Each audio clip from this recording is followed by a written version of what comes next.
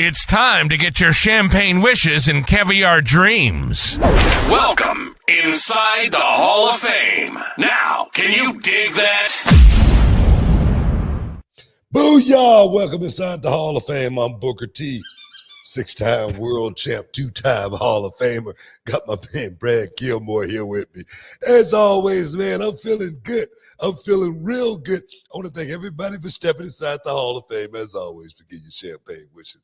Caviar dreams, man. Hey, man, it's not a whole lot of news out there that I can see. But if there's anybody out there that see anything on my super chatters, please let me know, because we got to talk about whatever it is you guys want to talk about, as well as Subzero. Our first Subzero event went down this weekend at the Walker, Texas Lawyer Arena. I don't know if you guys seen the photos that was posted. Another sold-out house, another one, another sold-out house, as well as, man, we got brand new tag team champions, Hank and Tank. We got a brand new reality wrestling champion in Gaspar Hernandez. We got a brand new Diamonds division champion in Alex Gracia. Oh my God, man. I tell you, it was a hell of a weekend. We've had a hell of a weekend at reality wrestling. Also a brand new reality wrestling Texas champion and Max Castellanos. How did I forget about Max? How did I forget about Max? How did I do that? You're flipping. And then and the first defense of the brand new reality wrestling women's tag team champions, the Money Birds. So we had a lot of fresh. I think we only had one champion retained. Outside the Money Birds, Money Birds actually, it was an announcement made about the Money Birds and the tag team championships and whatnot. But outside the Money Birds, this might be the first time that every title changed hands on one night. I think the only one was Chandler Hopkins found a way to retain that TV title. Yeah, aside from that, everything else is different. Yeah, man, it's crazy. It's crazy. What a difference a day make at reality wrestling, man. But I tell you, I want to thank my crew, man. I want to thank my crew for definitely stepping up, putting on a hell of a show. I want to thank Bruce Prichard for coming out and hanging out and seeing, a little part that he created, man. He had a big part in the creation of reality wrestling and, where it is right now and where we're going in the future. 2025, man. 2025 is going to be a damn good year for reality of wrestling, man. So I'm excited, man. I've been riding around in my new Cybertruck, and, man, it feels good. I went charged it for the first time, and right over there by that little spot, Rudy's barbecue. Mm-hmm. Rudy's a shout out, man, because I had the brisket sandwich, and I tell you, man, that sandwich was off the charts, baby. So that's gonna be my charging spot from now on. Go charge, get a nice sandwich, kick back and chill for a minute, and then booyah, head up out of there. I like the system too, because you just plug that son of a gun in. It's already hooked to your credit card. It already knows that. It's amazing. It's amazing. Wow. It's amazing. You gotta love it. What do they do? Do they charge you by the minute or what? Like or the watt? I think by the watt. I think by the watt. Yeah. Okay. It was only like about $20, something like that, like $15, $20. Yeah. That's not bad, man. That's not bad. That's incredible. I got to see the bookmobile in person. Charged it for 1 hour, got it right back up to my 80% range, because I don't charge it more than 80%. But yeah, man, It's amazing. It's amazing. I'm still in the honeymoon phase. Well, enjoy it while it lasts. You know what I mean? That's what they say. No, but no, the bookmobile is is a favorite of mine. I enjoyed seeing it in person. It was really sweet, man. And I enjoyed Subzero from top to bottom. What a great show. So it's where I got to celebrate my birthday on Saturday with all the Row fam. 12 years, Book. I've been around 12 years. I don't know where they went. It's crazy. You know what they mean? Hey man, when you're having fun, that's what they say. Time flies. Time flies when you're having fun. And I tell you, man, big ups, man. The Road definitely knocked it out of the park last night. I want to thank a lot of people. I do read the comments. For my shows, and a lot of the comments, man, are so freaking positive about reality wrestling. Reality wrestling may be the number one. It's big ups. Maybe the number one indie company in the world. But we're not an indie company. I just want everybody to know that we're not an indie company. We're a television company. We don't do it like the indies as far as just, overloading the show with independent guys. That's, ex-WWE guys, TNA guys, AEW guys. We try not to do that. We try to still make it, run as far as with our homegrown talent by bringing in a talent like Hank and Tank, who's trying to come up as well, trying to get to that next level. But more importantly, trying to teach these young guys how to work television, how to go out there and know what Shakespeare, Romeo and Juliet, Phantom of the Opera, Encore, Bravo, man, all of that. That's what reality of wrestling is all about. And I want to say, man, so many guys stepped up and really went out there and was put to the test and really went out there and passed that test on Saturday night. Even my man, Matty Ice, big ups to Matty Ice, going out there and representing reality of wrestling. No. What do you mean even? What do you mean even? Why'd you have to say even? Even Matty Ice, because Matty Ice, it's about knowing your job and knowing what your role is for that night. Play that role to the best of your ability, and something better may come along very, very soon. And at the end of the night, I just, I'm glad to see Matty Ice back on track and got his head straight. That's all. Matty Ice, one of my guys. He's a book guy. So I'm all about taking care of my guys. Well, he's got his head straight because he's not spiking himself in a DDT anymore. You know what I mean? He's figuring out how to. That might be it. He's gonna see that. I'm gonna get a text. It's all right. It was worth the joke. But no, I loved the crew, and a lot of people don't realize the impact that Bruce Prichard had on reality of wrestling. Bruce has been an H-Town guy, Houston native, worked under Paul Bosch before going over to WWF at the time, I think around WrestleMania 3, if memory serves me correct, and was there through 2008, 2009. And then I think it was around 2013, 2014. I remember Bruce showing up one day. He had an old school sweater on. It was the December show. And he had an old school, cool, we used to call them Cosby sweaters, but I don't want to put that on him. I don't know what you call it. You know what I'm saying? But that's what we used to call him back in the day. And he came in, and I remember man, that's Bruce Prichard. And Bruce had so many great nuggets of knowledge that he could pass not just to the wrestlers, to people like me and for commentary, for us in the writing room, for cameramen, how to light certain things, backstages. I learned a lot watching Bruce produce backstages. And I'm like, oh, okay, I get that. Oh, cool. And he would even direct the camera, swoop it in like this, go right to the, he had such a big impact on Row for those 4 years. I think he was around every show. Yeah. Bruce was there. And then he went back, to New York, and he was such a great resource. And it was awesome to see him again. No doubt, man. Came through on Thursday, and I was in Orlando because we had a party for NXT, and he had sent me a photo, and he's sitting in my desk. And I'm like, I'm going to kill you, man. What are you doing? It's my desk. I just got that desk. What are you doing? I haven't even christened it yet. And he's sitting in it, but now if anybody can take my spot, if anybody could take my chair for today, it's definitely going to be Bruce Prichard. Thank Bruce Prichard for everything that he's done for reality of wrestling, as well as myself. When I first got to WWE, Bruce was one of the first guys that I ran into. I talked about this, at my roast.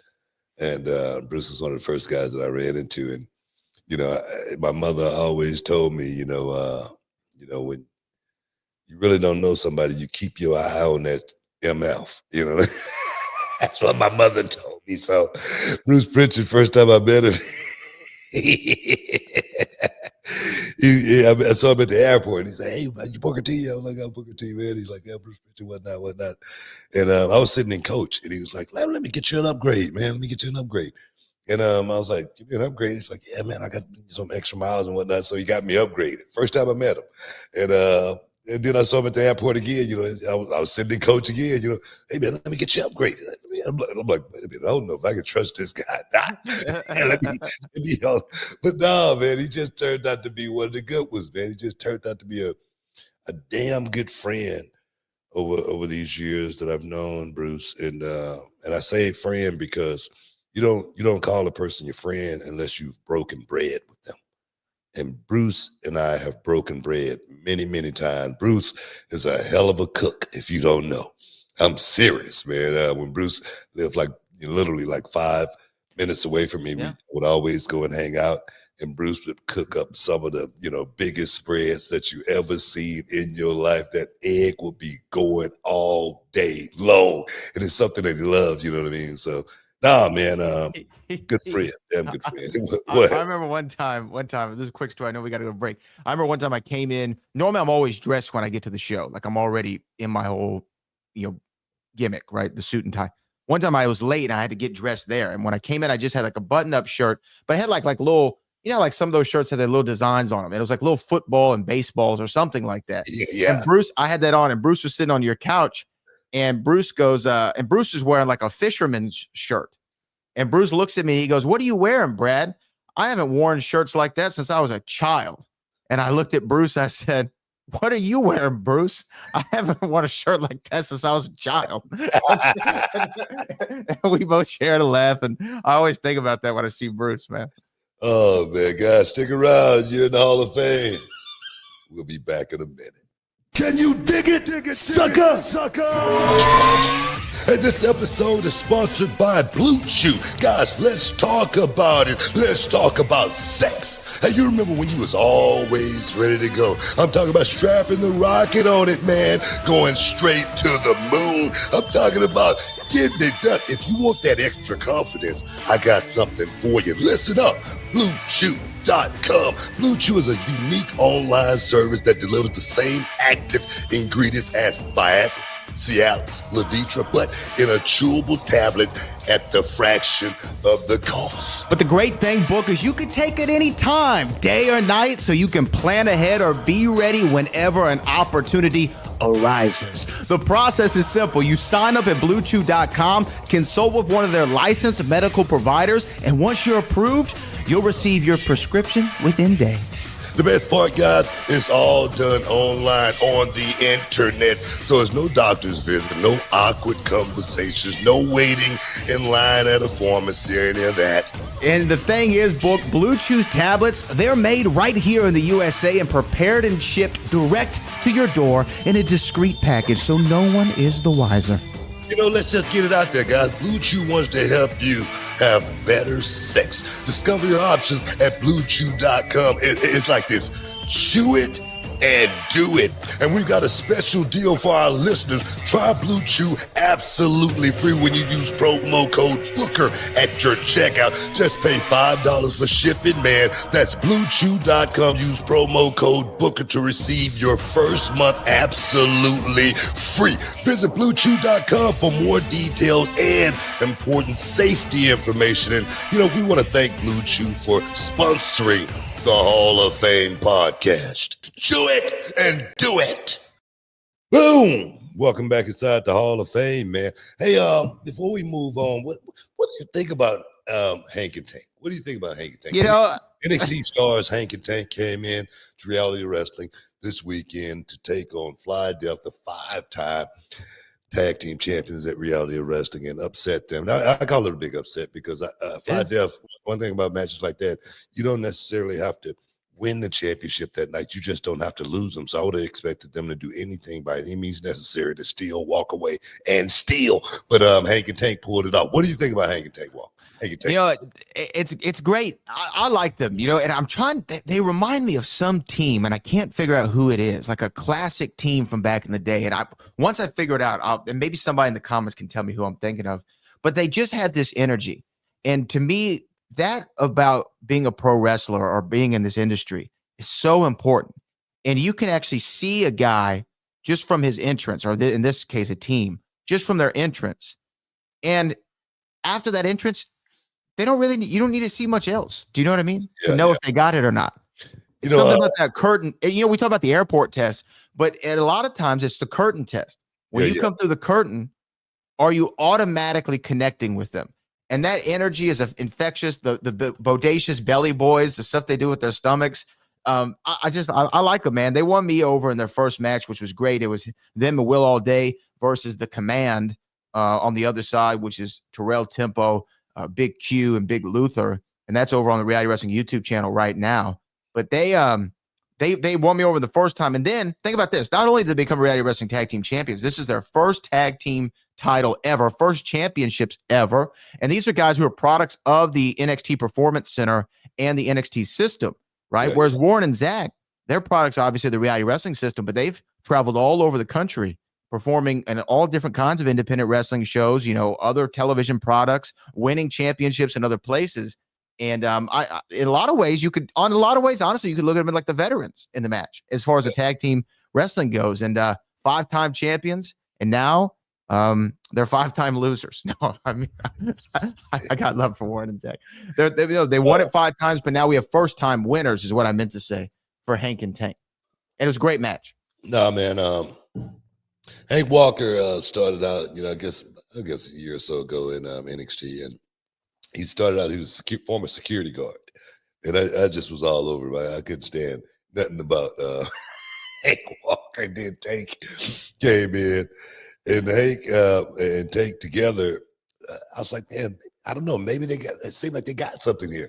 One thing about Tank, a lot of people compare him to Mojo Rawley. Okay, you remember Mojo? Yeah. You remember Mojo? He had so much energy. And I say, I don't compare him to Mojo Rawley at all. Just because it seems like, not that Mojo didn't, but it seems like Tank Ledger gets it.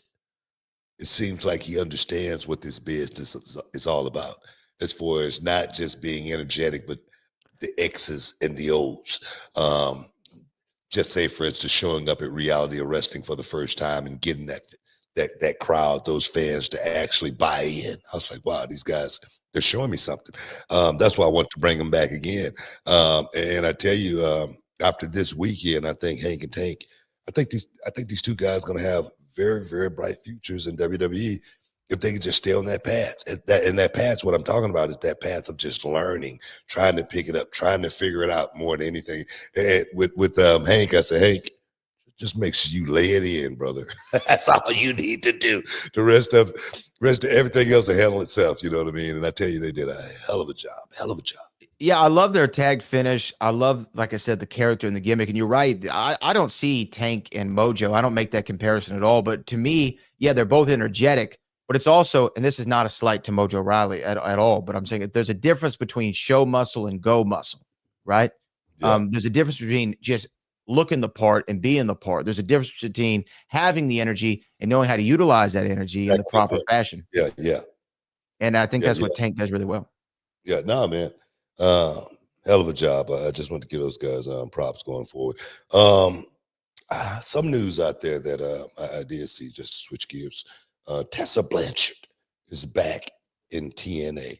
And the thing is, man, I've already seen criticisms. I just want to put this out there. I've already seen criticism of Tessa Blanchard being back and people still wanting to try to cancel her. Man, y'all get off of it, man. Get off of it. You know, and the thing is, if something was said, if an apology was made and fences were mended, you know, we should be able to move on. One thing about certain things, just say, for instance, that get out there in the social media sphere, everybody know about it, but don't nobody really know what's going on. That's what's really. I'm serious. 100%. Everybody know about the story, but don't nobody know what's going on because I just like say, for instance, I had 2 girls at Reality Wrestling that had beef, and I said, man, you need to straighten this out. You need to squash that beef.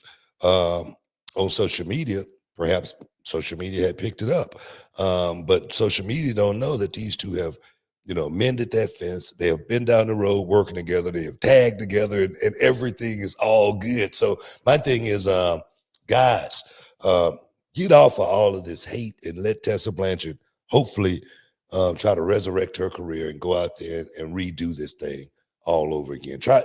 Let's just look at it as that, a redo. Let's look at it as that. Well, look, I don't try to get too in the weeds when you see stories like, I don't know the specifics of the Tessa thing. I've heard things, right? I mean, you read some things. I don't know what was said, what the whole beef was about. I couldn't tell you, right? It reminds me of that quote, small minds talk about people, good minds talk about events, great minds talk about ideas.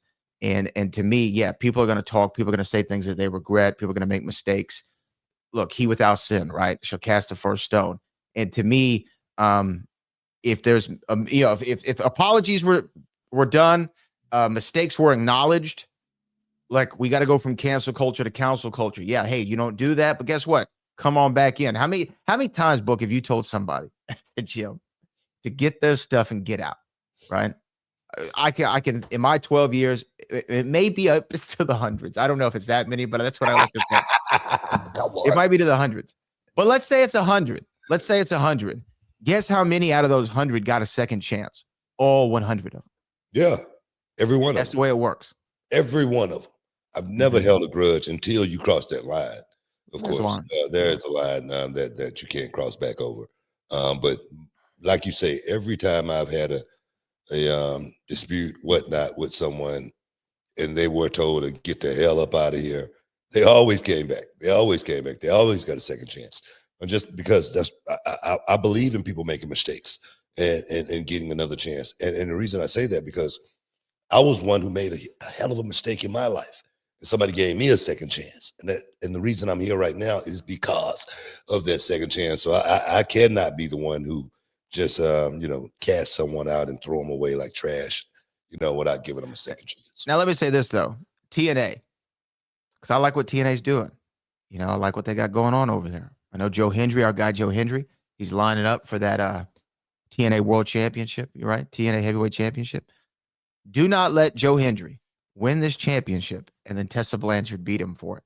You know what I mean? We can't do that again. Look, it's okay to make mistakes, like we said, but we got to learn from them. Well, I think you know what? I think that's a mistake that TNA will learn from. I think that's some invaluable knowledge that they have going into this second run with Tessa Blanchard. I really do, because I don't know. I was always a huge Tessa Blanchard fan as far as her in-ring stuff. But when she's great. When they did that, I was the first one against it. Mm-hmm. I was the first one to say that was. I actually said this. I said that was the worst decision TNA has ever made since its existence. That's what I said. Yeah. And guess what? I was 100% right. I was 100% right on that. Just because this business is to be embellished. Okay, I get that. I understand that 100%. But there are lines that we don't cross, because those lines sometimes we can't cross back over. That's the way I see that. No, I'm with you, and I think that that's probably one of now. And again, I'm not crapping on TNA because I've always been a TNA fan. But yeah, and to say that's the biggest mistake in TNA history, like that's a really big statement, but it's also like really true.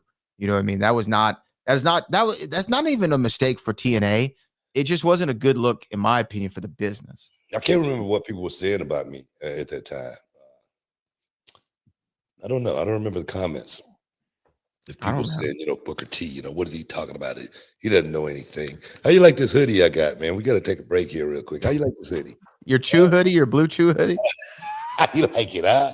How you like that? How you like that? I got to go on the road tomorrow. I'm going to the airport, man, early in the morning. I think I'm going to wear this. I'm going to wear this in the morning. I better hope you don't get patted down at TSA. I'm gonna take one just for that. Hey guys, you're in the Hall of Fame. Stick around. We'll be back in a minute. Can you dig it, sucker? And this episode is sponsored by BlueChew. Guys, let's talk about it. Let's talk about sex. Hey, you remember when you was always ready to go? I'm talking about strapping the rocket on it, man. Going straight to the moon. I'm talking about getting it done. If you want that extra confidence, I got something for you. Listen up. BlueChew.com. BlueChew is a unique online service that delivers the same active ingredients as Viagra, Cialis, Levitra, but in a chewable tablet at the fraction of the cost. But the great thing, Book, is you can take it any time, day or night, so you can plan ahead or be ready whenever an opportunity arises. The process is simple. You sign up at BlueChew.com, consult with one of their licensed medical providers, and once you're approved, you'll receive your prescription within days. The best part, guys, it's all done online on the internet. So there's no doctor's visit, no awkward conversations, no waiting in line at a pharmacy or any of that. And the thing is, Book, Blue Chew's tablets, they're made right here in the USA and prepared and shipped direct to your door in a discreet package, so no one is the wiser. You know, let's just get it out there, guys. Blue Chew wants to help you have better sex. Discover your options at BlueChew.com. It's like this. Chew it and do it. And we've got a special deal for our listeners. Try Blue Chew absolutely free when you use promo code Booker at your checkout. Just pay $5 for shipping, man. That's BlueChew.com. Use promo code Booker to receive your first month absolutely free. Visit BlueChew.com for more details and important safety information. And, you know, we want to thank Blue Chew for sponsoring the Hall of Fame podcast. Chew it and do it. Boom! Welcome back inside the Hall of Fame, man. Man, I'm feeling good, man. But I got to get out of here early in the morning, man. I got to go to Boston. NXT is going to be in Lowell, Massachusetts tomorrow. And we're gonna be doing double duty. But I'm looking forward to getting there because in Boston, we got this little spot that we go to. Want to give Kowloon's a big shout out. Kowloon's, man. Right after the show, we're going to be here to get Kowloon's. And, man, when we go there, bro, we eat hearty, bro. We eat like big time. And I'm talking about several different dishes. I just cannot wait. Last time we were there, I got so full. I'm serious, man. I cannot wait to get to Kowloon's. The show is going to be good, but Kowloon's, man, yeah, just big shout out. Big shout out. Yeah. It sounds like you're trying to get a free meal. No, it's always free. No, it's always free. Kowloon's on there. They always have treated us like royalty, man. Ever since I've been in this business, every time we go to Boston, we go to Kowloon's, and they shut the place down for us, and it's a feast. You know what I mean? Drink and eat. You know, more wine. You know what I mean? More wine. You know what I mean? More steak. You know what I mean? Yeah, man, it's gonna be good, dog. Yeah. Hell yeah. Well, shout out to Calhoun's. Big bowl rice. Yes. Was there any other subjects you want to talk about? Because I wanted to talk about one thing with Saturday night's main event. That went on. What is it? Huge. I mean, huge. Saturday night's main event's back. I want to apologize. I've been so dialed in to NXT lately, guys. I've been working so hard with my NXT duties as well as with the LFG Legends and Future Greats. I've been so dug in. I can't believe I missed that night, man, because well, no, it was during our show. I know, but still, I could have had the phone on or something watching it just because of the nostalgia of Saturday night main event. You know, I just wanted to see if it had that same look, but more importantly, that same feel, because it was always excitement personified for Saturday night main event. But no, go ahead, man. Sorry. No, it did have that feel. It had that old school throwback feel. I mean, even starting the show off with the man from the Baja, the Body, being on there, and he and Joe Tessitore kind of doing cut-ins the whole time and hosting the show, kind of like he and Gorilla used to do back in the day, or he and Vince, and he was in commentary for the main event. Actually, really, honestly, and maybe this is just because I'm like a Jesse Ventura guy, like I love Jesse Ventura, but he didn't sound like he missed a beat on commentary. You know, he sounds a little older, but not really that much older because his voice was always kind of gravelly. Yeah. And what Jesse was always good at is he would always like point out the obvious things. Like, don't taunt, you're trying to win. Like, don't look at the crowd. Like these like real actual tips. Yeah. Instead of like just being like, oh, I'm a heel announcer and I'm going to do some shtick. Exactly. He would do like stuff that made sense from a commentary perspective. Yeah. And so that was cool to see the body back, and he's going to do all of the Saturday night's main events moving forward. I think they're going to do 4 a year. But Cody Rhodes had the Winged Eagle Championship back, the same title that Hogan and Brett and Shawn and Austin and all those guys wore, and Warrior. It was cool just for a throwback. But here's the thing I wanted to talk to you about. We talked about it on this show. We both made a prediction, which you rarely make predictions about the show because you say you're not booking the show. But you did say if any woman's going to win that United States Championship, I put it on Chelsea Green. That was what you said. And I backed you up on it completely. I'm like, man, that makes sense. Chelsea Green's the one. That's the one. And guess who won it? Chelsea Green. First women's United States champion in pro wrestling history, in WWE history. Yeah. And I couldn't think of anybody more deserving, honestly, truly. You just hit it on the head, man. She deserves it. That it goes back to that saying, that my brother told me a long time ago. He said, just do the job to the best of your ability. Yeah. Till something else comes along.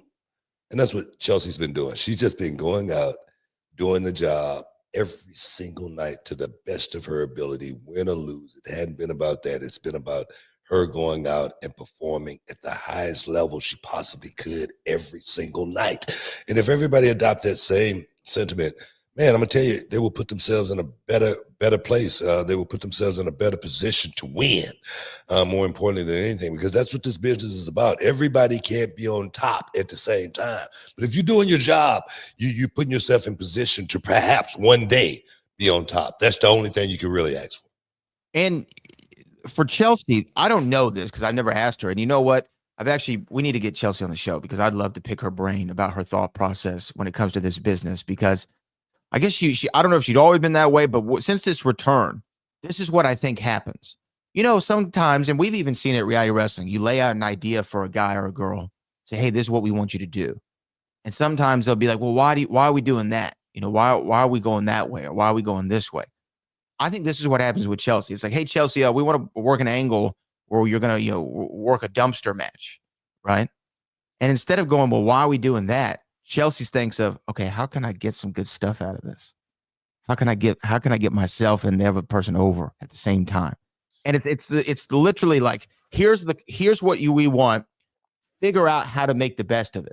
Like, what's the way I can do this to my advantage? And that's what I think she's done since back. And for her to be the United States champion, it makes perfect sense. And I almost feel like that was your philosophy in wrestling. Like, you didn't question too much why. You just said, okay, this is what you want.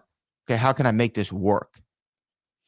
100%. I never really thought about, talking to the writers or anything like that. I've never gone in and pitched an idea. Never once in my career. You could say whatever you want to say about me, but I had a pretty damn good career. I was always about, taking the script and making it my own. I was about getting it done and then leaving it behind me as well. I never took it home with me or anything like that. I wasn't at home thinking about what I was going to do next week, in whatever city or town I was going to be in. I did not. I totally detoxed. I totally unplugged from that situation. But when it was time to go, when it was time to really go out and perform at the highest level, give me, the script and let me go out there and, like Denzel Washington, make it my own, man. I'm talking about it's going to be like a training day session. I'm serious, So for me, I think Chelsea definitely, has a lot of those same traits as far as just going out there and performing. This is a job at the end of the day. And for the people that get that and understand that, man, they last in this business a very long time. When you're thinking you're a superstar, when you're thinking that, when you wake up in the morning, you look in the mirror and you wink at yourself because you're all of that, you won't be around this business very long. I've lasted over 30 years in this business by literally putting on my hard hat and my boots lacing up real tight and going to work every single week. That's what it's all about. Well, like, I think I may have mentioned this on the show before, but one of the things that I loved that Chelsea did, and I think this was her return. Okay, so imagine this is your return to the WWE. You left or whatever happened. I don't know if she got released or whatever happened. She was gone for a while. She came back. Her big return was at the Royal Rumble, where returns happen. And normally, if you're like the big return surprise, you want to bump a few people, get your stuff in, you know what I mean? Let the crowd. This is how smart she is. She comes in the ring, slides in, and immediately gets grabbed and gets eliminated within 2 seconds, right? That's her whole return. Why that pops me is I think of this from several things. One, in a Royal Rumble match where there's 30 people coming out, how are you going to stand out if you're not number 1 or number 30, right? How are you going to stand out? Hey, man, if I got eliminated in 2 seconds, everybody's going to remember that. Everybody's going to remember that. Yeah. And guess what else? This is how smart, and I know because she's a worker, this has to be what she's thinking. If I have the quickest elimination every year for the Royal Rumble package, they're going to show my elimination for the next 20 years. I'm going to have TV time out of this. Yeah, that's a worker, man. That's a worker. It's definitely smart. Yeah, I mean, if you thinking about what a worker truly is, what the definition of what a worker really is, that's it. It's a worker. Because I say it all the time, you'll be able to finish it. Television time is worth its weight. And worth its weight in gold. Boom, there it is. I've said it 1,000 times, man. And for her, it's worth its weight in gold. I mean, every year they show Stone Cold Steve Austin and I in the grocery store. Every year, since it happened pretty much. And for me, that's some of my best work. It truly is, man. Some of my best work. People can criticize, they can say whatever they want to say about it, but that was truly some of my best work. Even some of the, the scenes with the boogeyman that they show, on a rotation clip, man, that was literally some of my best work, working with the boogeyman at WrestleMania with the boogeyman, some of my best work. So, no, Chelsea Green, she gets it. She understands it. And and now she's the first. She just made history. Guys, you're in the Hall of Fame. We got to take a little break, and we're going to come back and do some super chatting. Stick around. We'll be back in a minute. Can you dig it, sucker? All right, everyone, it's Booker T and Brad Gilmore here, and we've got something exciting for all you sports, comedy, music, and theater fans out there. We're talking about Game Time, the fastest, easiest way to get your hands on tickets to your favorite events. That's right, Book. We love all those spontaneous, unforgettable moments, and Game Time is here to make them happen. Whether it's a last-minute decision to see a game or a sudden urge to catch a live show, Game Time has got you covered, giving fans access to tickets even at the last minute in over 60 cities across the United States and Canada. Hey guys, this ain't about getting in. This is about getting the best seats in the house. With Game Time, you can see images of your seat before you buy it. So no surprises there, guys. You can score tickets swiftly. Skip the line, guys. Just dive straight into the moment. Absolutely. And listen to this. Game Time guarantees the best prices. Find tickets in the same section in a row for less elsewhere. Game Time will give you a credit of 110% of the difference. So there's no reason to wait, bro. So whether it's the thrill of the game, the laughter of the comedy, the rhythm of the music, or the drama of the theater, guys, don't let the opportunity skip by. Choose Game Time. Grab your tickets and just enjoy the moment. Live should be spontaneous, Book. So guys, don't miss out. Check out Game Time now on their app or at gametime.co. That's gametime.co. Take the guesswork out of buying tickets with Game Time. Just download the Game Time app, create an account, and use the code BOOKER for $20 off your first purchase. Terms apply. Lowest price. Guaranteed. Oh, yes.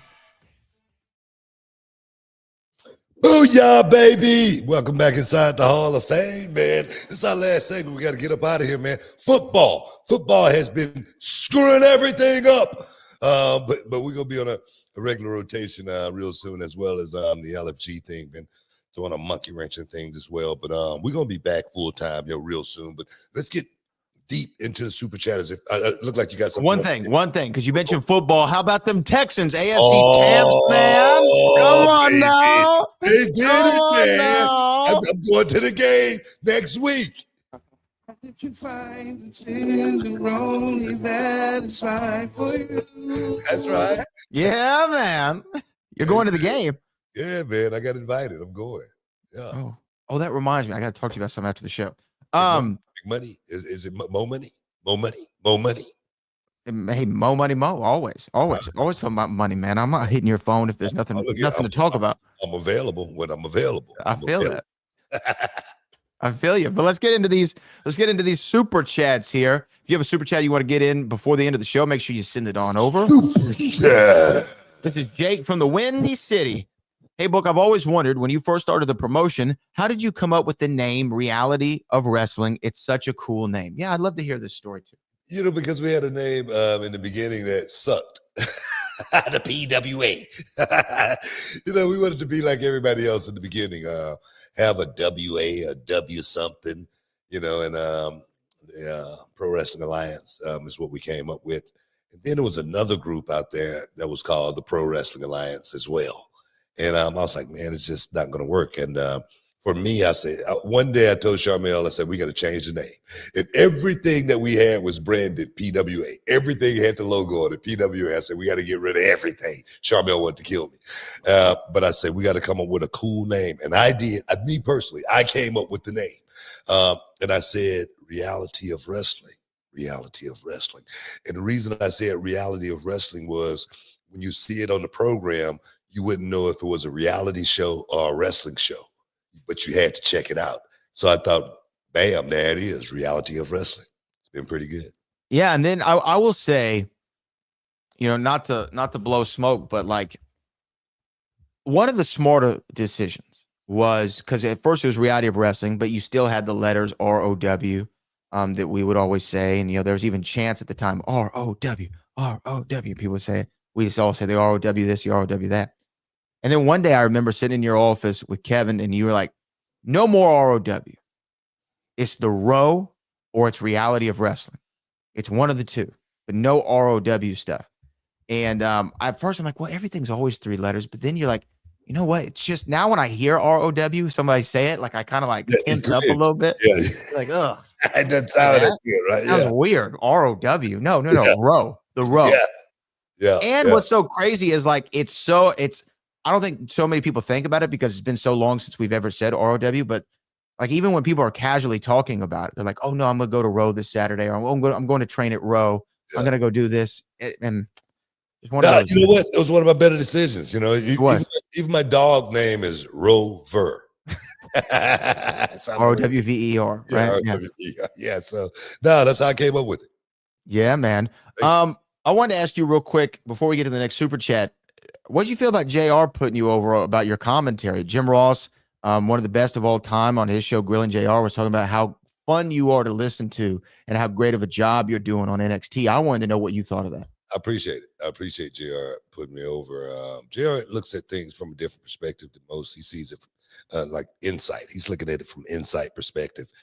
He sees the little things that I do, perhaps that, some people may not. But I appreciate JR doing that because JR is, no doubt, undoubtedly the greatest commentator that ever did this in this business.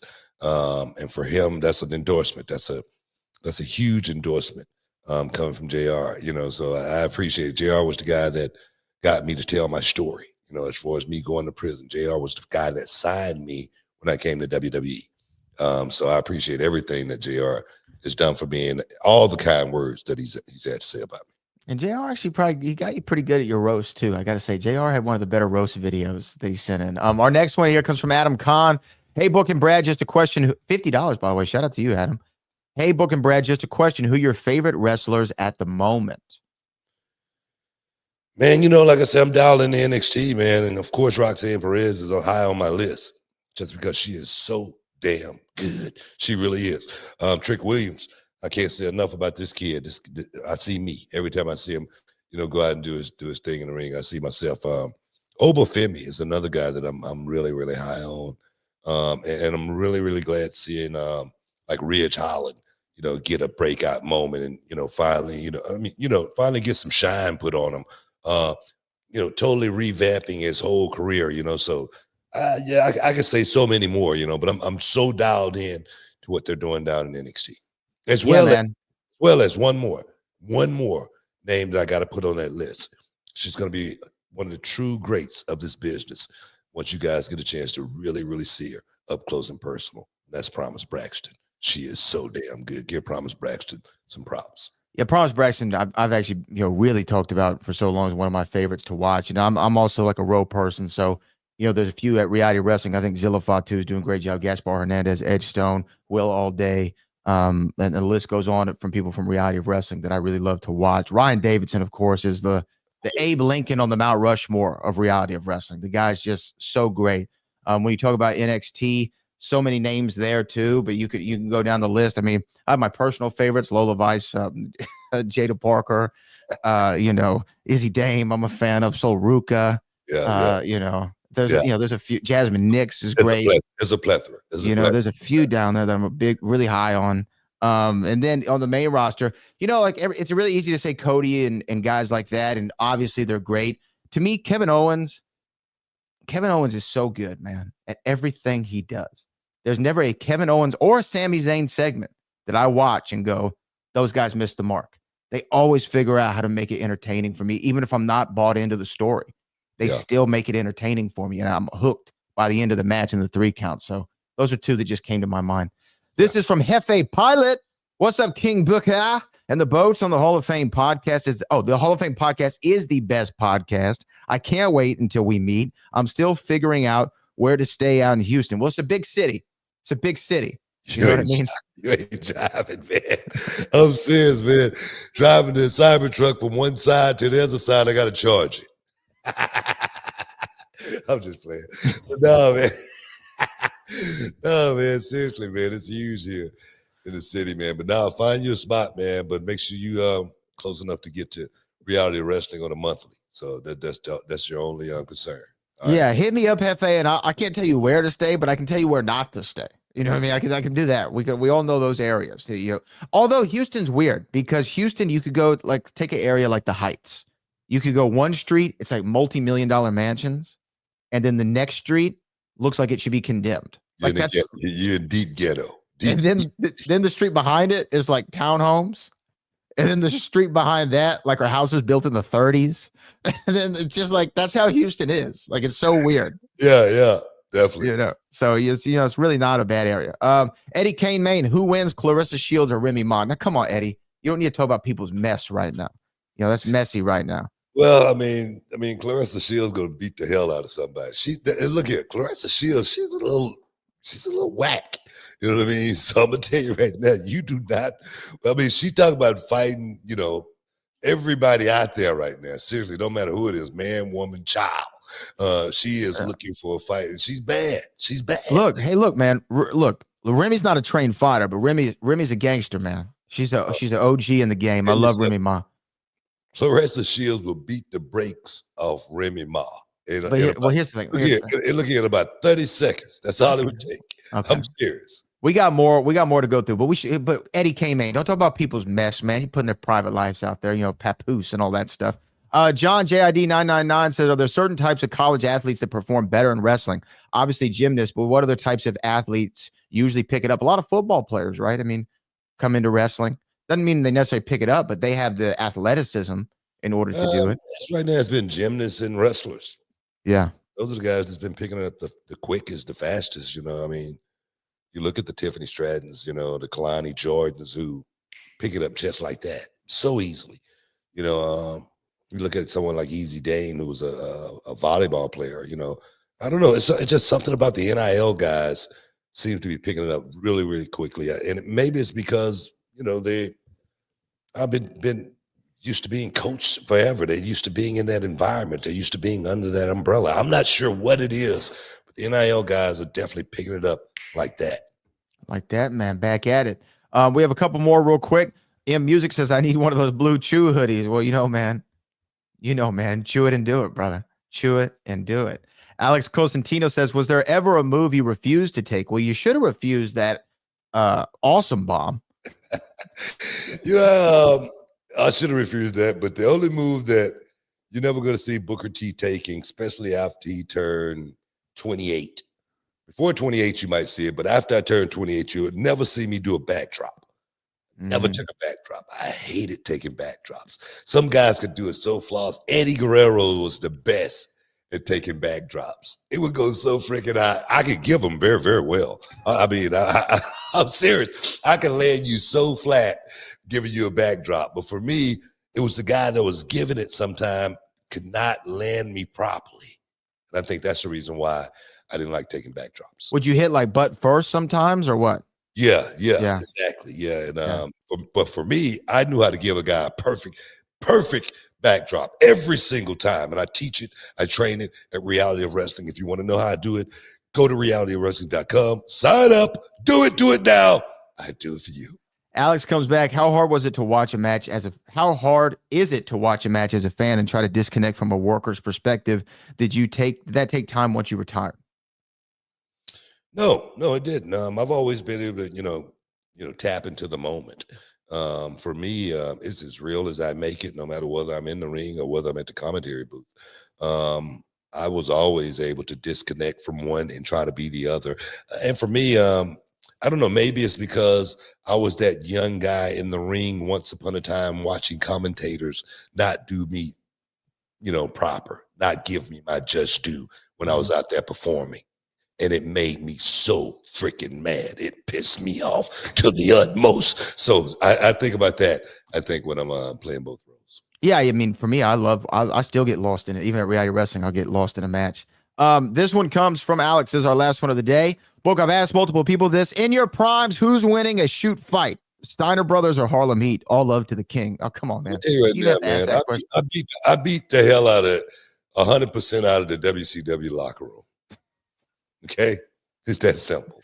I'm serious. I'm serious. I mean, I was a pretty tough guy in my day. And outside, you got to put guys like Earthquake, John Tenta. You put them to the side. Okay, I'm not talking mean guys like him. Put him to the side. You're talking American born. I'm talking about guys like Alex Wright. Okay, or not. Okay. Billy Kidman. You know what I mean? Frankie Lancaster. I beat the hell out of all of them. No, man, but it would have been tough. It would have been tough. Steiners, you got to give them the props. Hell yeah. Former mat wrestlers, guys, they're the real deal. They truly are the real deal. But my brother and I, we're cut from a different cloth. It would have been a tough fight. I'm not sure who would have won that one. I really can't say. Well, that's all we got for today, BT. Oh, yeah, man. Hey, guys, want to thank y'all for stepping inside the Hall of Fame, getting your champagne wishes, caviar dreams. I know y'all want to get one of these, too. Just go to BlueChew.com. I'm sure they got some merch there for you. But, man, we appreciate you guys. All the super chatters, we appreciate you guys. We really, really do. Brad, all the heavy lifting, man. As always, man, we appreciate you. And until next time, we love you. Peace. Booyah! We out.